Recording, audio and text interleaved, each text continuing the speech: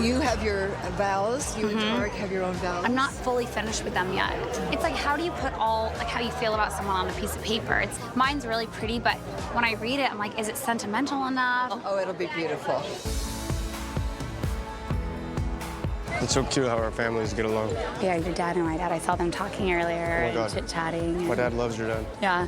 We are so lucky that it wasn't like, you know, clashing of the in-laws. It's just everybody gets along and we love each other. We've grown to love each other. I just absolutely love Heather's parents. I like them so much. I just bought a house 2 doors down from where they live so we can go hang out.